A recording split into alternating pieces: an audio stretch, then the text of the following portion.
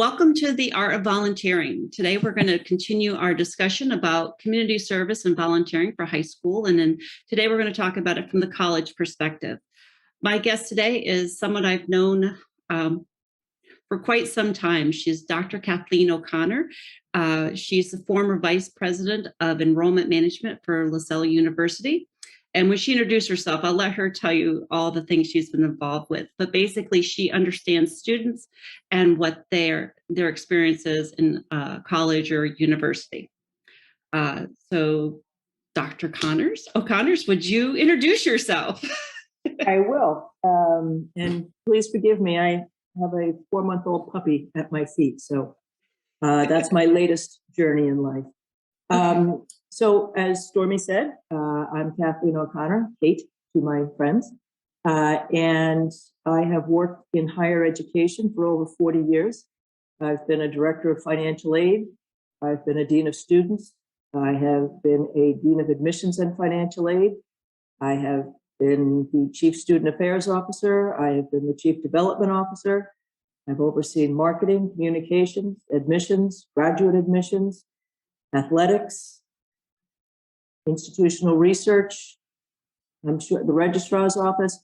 So I've had a wonderful journey with a lot of opportunities. And one thing I would say for anyone, whether you're volunteering or whether you're working, if somebody gives you an opportunity, just say yes. Say yes. Just say yes. Okay. As I mentioned today, our discussion is about community service and volunteering that prospective students put on their applications. So I want to know, what does the college look for when they're reviewing applications and they look at community service, volunteering, anything in that realm? Like, and why is it valued in the admissions process? So there's a number of reasons why it's valued. When you're looking at it, if you're reading a student's application for college, what you're looking at is, does the student have 40 things listed? And did they really do those 40 things? And were they engaged in those 40 things? Or were these one-offs, just so they could fill up that piece of paper?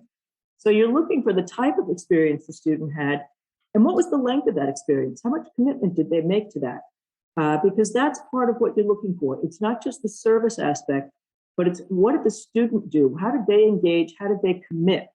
So what level of responsibility did they accept in that organization?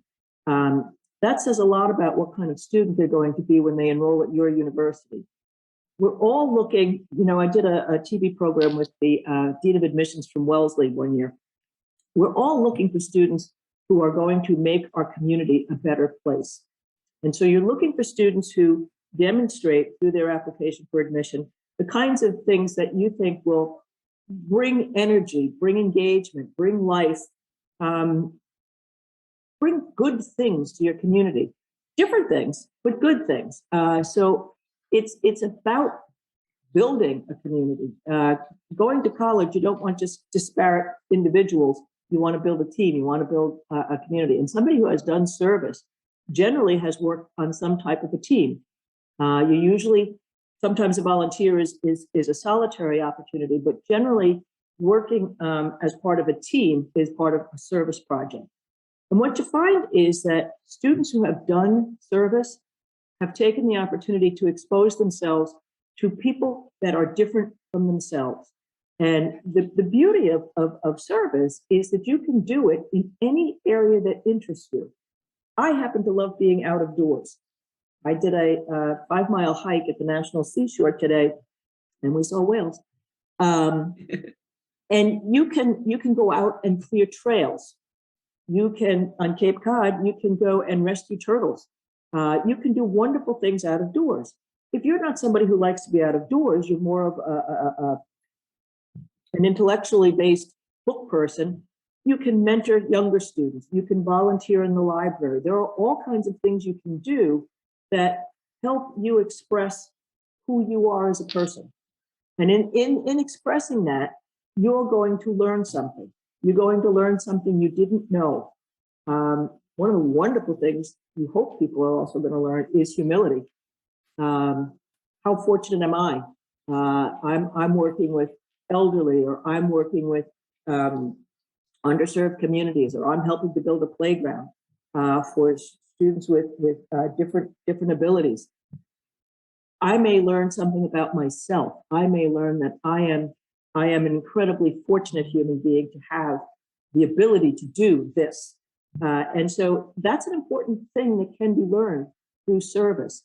And it exposes you to things you might not ordinarily see. I mean, at Lasell, we had students, golly, we had a group of students took one of our vans and went down and they were fixing roofs in Appalachia. I guarantee you that the young women who were on that van didn't know a darn thing about how to fix a roof until they got down there and someone showed them how to do it. The good thing is no one fell off that roof, but it is an opportunity for you to learn something new. We actually had one of the college carpenters come and give a workshop on how to use a hammer. Boy, if you become a homeowner, that's a good thing to have learned. So you learn different skills in what you're doing. You know, I walk in the woods a lot and you'll see Eagle Scout projects. The Boy Scouts have all these Eagle Scout projects where they build bridges across marshes and things like that. Someone had to learn that. And so as a person looking at an application for admission, I'm looking to see how much responsibility did this person take? How did they choose to express their own talents? What might they have learned through that volunteer or service opportunity? So those are the kinds of things I'm looking for. Did they take a leadership role in that? They don't necessarily have to. We're not all born to that role. But where were there opportunities for them to do that? And I would say, you know, I'm not reading applications now, but we've just come through, hopefully we've come through 2 years of a pandemic. I think some of the students who are going to be applying to colleges now would benefit from volunteer work or service because it's going to help socialize them. They've been doing this kind of work for a couple of years now. How do I begin to relate back to people? You know, I know as a former student, my own volunteer work and my own student work in college helped me a great deal when it came time for me to actually go into, you know, quote, the real world and work. What had I already learned? What had I learned about chain of command? What had I learned about management? What had I learned in that space? If these students have not had the opportunity, then volunteerism or service is a huge opportunity right now for them to get out and start to look at the world. The world's a very different place than it was 2 years ago. So I think it becomes even more important now. Oh, that's awesome. I just my life, the volunteering that I did and how it affects me now, especially my passion for volunteering, it's kind of built over the years as to why I see it being so important and why I've encouraged my sons to do volunteering, even when they didn't think that they needed to, but they did. Does it, let's see, you've covered many of my questions or my points that I wanted to. So if you're not volunteering, but just involved in campus activities, do you get the same type of experience? Or do you think volunteering is a little bit more beneficial? It's different. I'm going to come back to that question in a minute. When you said, even when your boys didn't think they needed to. I taught a course when we created the honors program at college. And the first year course for first year students was on community and recognizing that you are a member of a community, different communities. And for students, you might be member of your class, which is a community. You might be members of your floor in a residence hall, which is a community. You might be members of a particular major, which is a community. You're part of a family, which is a community. And if you look at community, it's a social contract. You have a responsibility to put into that community because at some point you're going to ask for something back from that community. And so you need to understand that being a community member, and you're all different vectors of it, you'll be a part of a community, multiple communities. And so in our heads, we may not think we need to, but as a member of a community, we have a responsibility to engage in that community. And so it becomes an interesting space. I always look at it as a social contract. So that's just an aside. But you asked about clubs and organizations and activities as opposed to service or volunteering. It's different. My niece, when she was looking at colleges, she said to me, she's a lacrosse player, and she said, I want to go to a school where the students don't look like me. She said, because I will be part of a team. And so I will already have a built-in group of people that I have friends. And so I need to widen that. And so I want to be able to meet people who differ from me, whether they differ from me ideologically, from a religious perspective, intellectually, whatever it is, it enriches you to meet other people. So when you're part of, not all, but when you're part of a team or a club, generally you're with like people, if that makes sense. You know, if you're part of a glee club, then you're with a group of people who like to sing. Probably if it's a high school activity, they're probably all your classmates. So the exposure there would be if your glee club went out and sang at a home for the elderly or something like that. So clubs and organizations are wonderful. Don't get me wrong. They build terrific skills as well. You learn organization, you learn responsibility, you can take on leadership roles. They're terrific. We look for those on an application too. Service is different. It exposes you to a group that is not like you. Which of these is not like the other?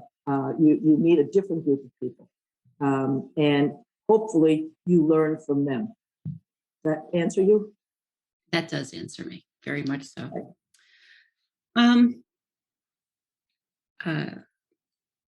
Now, here, I'm going to give you an opportunity to love on Lasell, since you spent most of your career there, and why students should value the lessons learned through volunteering. Like why they should value them. Well, I think they should value them because it adds dimensions to your life. I'm very fortunate that when I was at Lasell in some of my early years, there was a woman named Carrie Heffernan, who became Dr. Carrie Heffernan. And Carrie started a program called Women in Public Service. And she thought that was very important. And she's the one who took that first group of students down to Appalachia. She had buses and vans running into the city to mentor kids, to teach math in inner city schools to younger children. She had students. We got a call. Carrie came into my office and said, "I need one of the vans." And I said, "Sure. What are we doing?" "The reindeer over at this preserve have gotten loose, and we have to go round up the reindeer." I was like, "Okay, we'll go round up reindeer." So you could do things that in your wildest dreams you wouldn't think you were going to be doing. And I think that that's a huge opportunity. And I think that going to a school, I am a product of a small school. I work with 3 different small schools. I look at schools like Lasell as opportunities to expose you to those kinds of things, and to exactly what we were just talking about, to meet people that you wouldn't ordinarily meet, who give you those opportunities. I think that a school like Lasell has a huge opportunity to foster students and to help them find what's interesting to them. It's not just about, do this. It's what do you want to do? And then how can I help you do that? How can I get the obstacles out of the way for you to engage in something? A student could come in and say, "Well, I'm interested in doing some service. I just don't know what." And so that's where we were talking earlier about, well, what's a personal interest of yours? You love dogs. Okay, there's a shelter. Maybe they need dog walkers. And shelters generally don't have a lot of money. I love being in the woods. Okay, well, they need somebody who's going to manicure the trail so that we can do that. I love my grandparents. I love working with older people. Well, you know what? There's a senior center down the road where they might need people, as we age, the eyes start to go. They might need people to read for them or those kinds of things. So there's huge opportunities. And I think a place like Lasell and some of the other smaller schools I worked at, there's an intimacy, if you will, where you get to build a relationship with the members of the faculty and staff who will be mentors for you, who will help you discover yourself. They're not going to do it for you. They're just going to try and send you on the right path. And I believe if you look at Lasell, one of the things that was important to us was service, is service. We committed a significant portion of our university budget to funding the Center for Service, and making sure that our students had access to those opportunities, because it does, not all education happens in the classroom.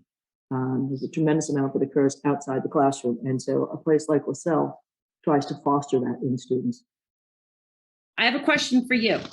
Okay. I want you to know your blooper. My blooper?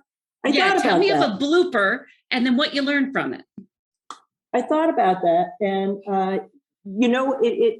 it's, I don't know if it qualifies for a blooper, but it's very difficult to manage volunteers. It's, the old proverbial herding cats. There are folks who come into it with, I want to make a difference. I really want to do this. And they don't know what they need to do. And they may not have the skill set that, you can teach people certain things, but they may not have the right skill set for what it is they're choosing to do.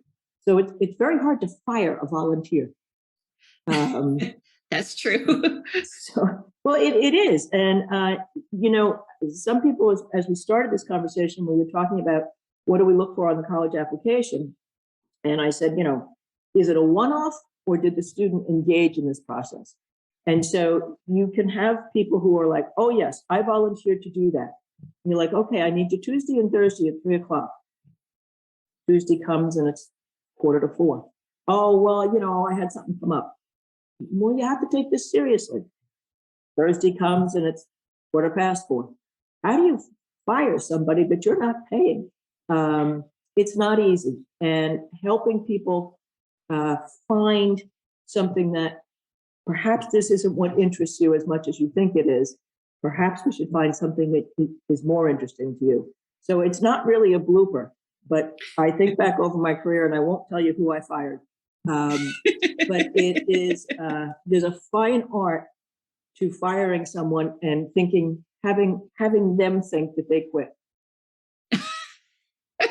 And that this was a really good thing for them. So. Well, thank you for that. That's a lesson learned. Well, I want to thank you, and thank you that I get to call you Kate. Thank you today for coming on The Art of Volunteering. And I just want to encourage our listeners to get involved. Volunteering is about community. I've learned that through several of the interviews that I've been having over the course of this year.